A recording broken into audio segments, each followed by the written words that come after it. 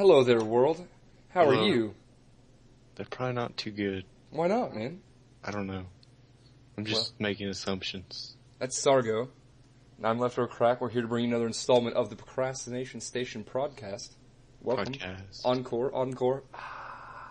The crowd's going nuts again. We need some of those sounds. We do. You know?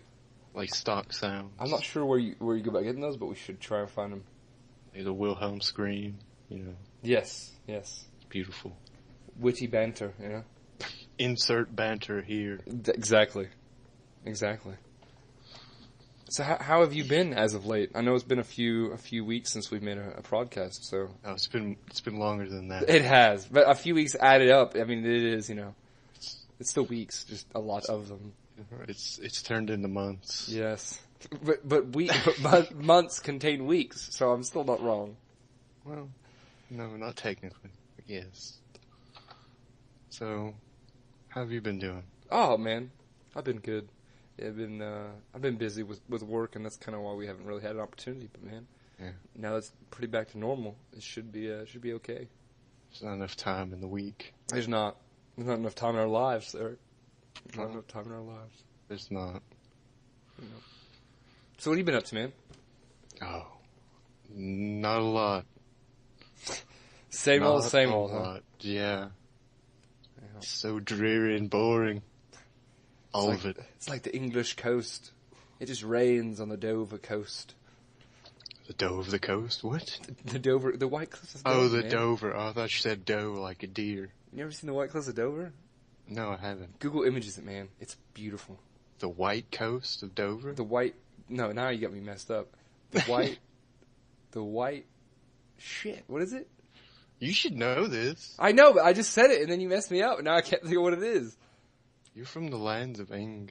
It's the, what do you call those? The White Cliffs of Dover. The White Cliffs of Dover. Oh, the White Cliffs. Yes, the White Cliffs of Dover. The White Cliffs. It's very beautiful. You've been there? I have. I've seen it one time from a ferry. And it was raining, so it kind of obscured my view. Yeah. Oh. You're from the land of Engs. I'm going to Google it right now and see what it looks like. That's what I'm going to do, too. I forgot. Let's see. Everyone else should Google it, too. You should. This Oh, is the wow. time where we just hang out. It's a steep cliff. Look how white they are, man. Yeah, that is... Was it like marble or something? I wonder why it's white. I wonder if it's salt. Sea salt. Salt. Now we're going to Google it. Why are the White Cliffs of Dover white? Why it's already up here. It's already populating. Here we go. Here's the Wikipedia behind it. It's probably not salt.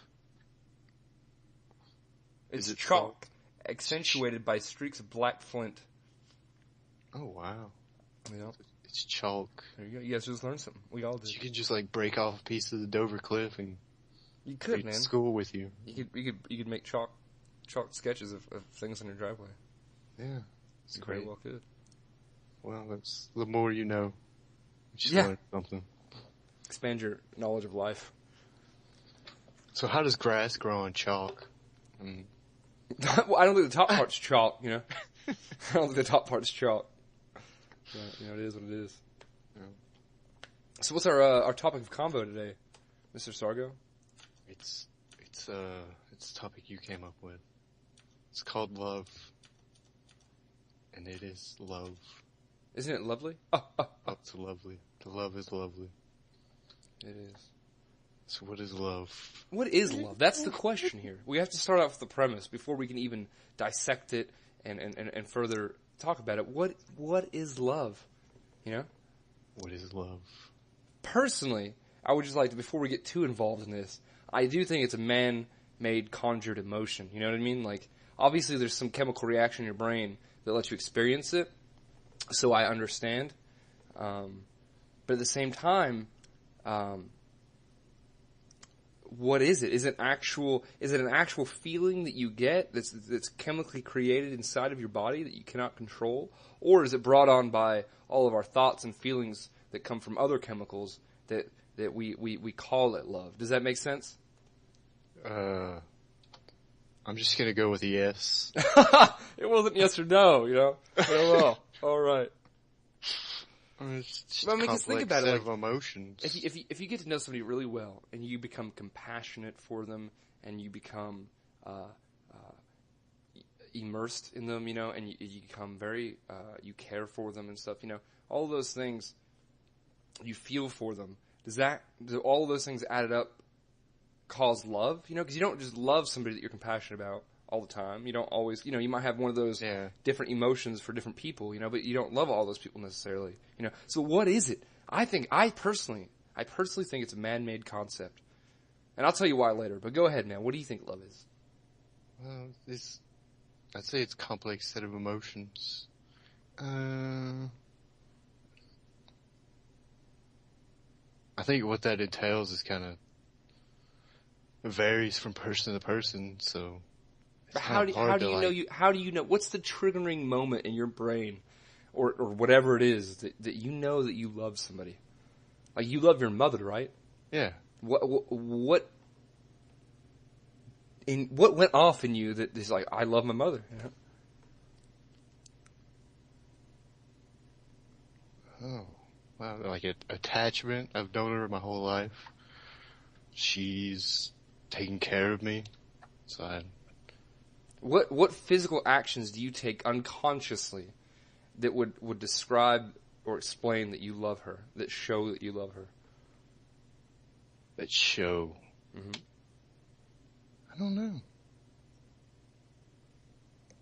I mean, I do what she asked me to do. What else? I don't know. I'm so confused. I don't even know. Well, if you I've never think thought about it. If you think about it, and I say this because I actually like one of my favorite genre of movie is love and romance movies, which I find really ironical. I find it really ironic. I was gonna say comical, and then I said ironic, and then anyway. Ironidactyl. The P is silent, right? Okay. But I find it really ironic that I love romance. I love romance. I enjoy romance and love movies. Because if you really think about it, love, man, like, I love my mom, Yeah. But I think we make this huge love creature into something it's really not, like we make it into this huge, like, untouchable, you can't grab a hold of it. You can't comprehend what it is, but I think it's really nothing like that. It's very basic. It's very simple. It's not this huge unachievable goal or something that's like really hard to have with people, I think like if anything it needs a name change just because we've blown it out of proportion so much, What should we call it then? We should call it the Feelies. I Feelies for you. Yes. Feelies. I Feelies really good about you.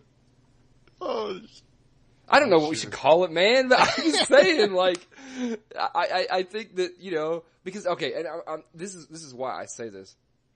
Like, I'm dating a girl right now, and I've dated quite a few girls in my life, Do you have the feelies for her? At first when things are fresh and new, you start to think that you do, but then when you get to know each other a little bit more, or things become more mundane, or just kind of like, set in their course, it's not that I don't enjoy that person. I just can't seem to find someone that I really do wholeheartedly enjoy myself with, man. Like that I can all out say love, which makes me either question, like, there's a few possible reasons for that. One, I'm incapable of love, but why am I more capable than anybody else? Two, because it is a, man-made fictional thing that I will never obtain, and that there's no one true love, it's one person that you end up being with instead of somebody else, Or three, I don't love that person. I've never experienced it, Those are the three options. I don't know, man. What do you think? What about, like, layers of love? Oh, I see you have an underlayer of love there. Is that you have a sweatshirt of love. No, like, you've got, like, I don't even know what to call it, but, like, when you first start dating someone, and you, like, you always want to be around each other, you want to be together, you want to know more about them. And after a certain amount of time, that kind of fades, I guess. Like a first stage. If you make it past that to like the second stage where you can deal with all their different, I don't want to, like, faults maybe. Yeah. got another stage of love. I don't know. Does that kind of make sense? Yeah. In a way. No, it does. But see, I think I'm to the point now, because I really didn't have that first stage with her. And every girlfriend that I go through, that I keep progressing through in life, less and less do I experience that stage, which is good. But at the same time, it's, there was a very innocent part of me that, experienced at a younger age that did enjoy it, did like it. But I mean, at least I can skip past that and find out whether I do or do not really like that person, sooner than later, and less damage can be done, But this is what I really that really makes me question the whole love concept, man. Is that I've gone through a handful of girls, and a handful. I know it sounds horrible. A baker's dozen. But either there's something wrong with me, here's the thing, man. I can't find someone. At the end of the day, when it all comes to a close, I would prefer every girl that I've really been with, except for maybe one or two, and even then, I still prefer to be on my own. I would prefer to be by myself or alone, or I don't really thoroughly enjoy. No one I'm very odd. I'm very different, and I understand that. But I because of that, I can't connect with somebody really close to where I just enjoy being with them. I would prefer to be alone than I would be with somebody else. Is it? Should I love? Am I in love with not myself, but you know what I mean? Am I in love with being alone, and that's why I can't break that and be in love with somebody else, or is it that I just cannot find someone that I really do enjoy spending that time with? What do you think, man? Help me out here. I'm worried, man. Worried. I'm scared. What do you think? You think I'm broken, Eric? I don't think you're broken. No. I hope not. Maybe you're just too far out there. It's extremely difficult to find someone that meshes with you. I think that's it, dude. In the way you want them to mesh with you. Tripping over my words. But if not, then look at how many opportunities that I might have missed out on. But as they say, there's a million fish in the sea. They just say fish in the sea. There's more fish in the sea. There's more than a million fish in the sea? There's a lot of fish. I would imagine. There's a Google fish in the sea. Speaking of fish, I was watching, and you're going to find this pretty funny, I would imagine. It's this new show called Top Hooker, and you think, oh, they're going to have horror contests. Right, yeah. No, it's not a horror contest. It's like an angling contest for fishermen, and they earn the title of Top Hooker, and I thought it's funny. Top Hooker. That is pretty funny. It's shock value. Oh, they're making a show about hookers now. Yeah. I'll have to check that out, and then they'll be disappointed because it's about fish. Right, yeah. Everybody wants to see a good horror, right? Yeah.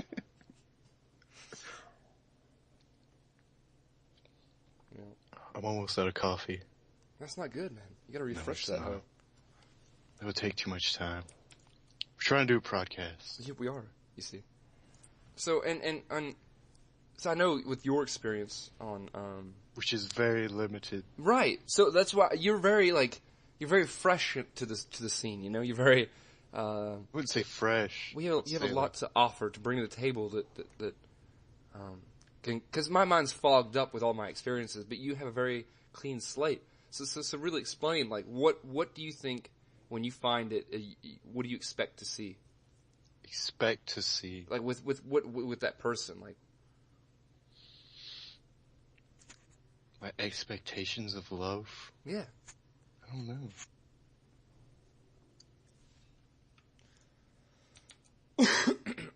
Excuse me. I would imagine you'd want to spend a lot of time with that person. I would imagine that the person that you fall in love with, you'd have a lot of things in common, but not everything. What else? I don't know. It's so hard because, all of the relationships I've ever had have lasted, a couple of days. It was terrible high school relationships. Mm-hmm. And they were all... I just wasn't interested in them. I don't know what...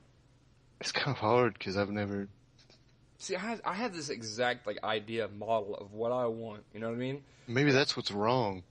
Well, exactly. But I mean, is that wrong? Is it wrong that I want something very specific, even though I don't?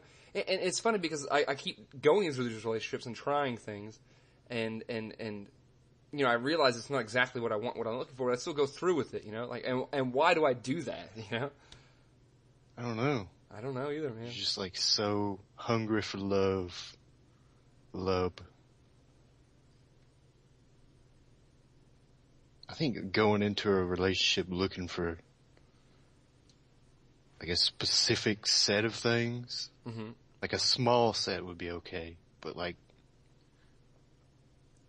just like a bunch of specific attributes and things you'd want in a person that's doomed for failure. They're not physical attributes.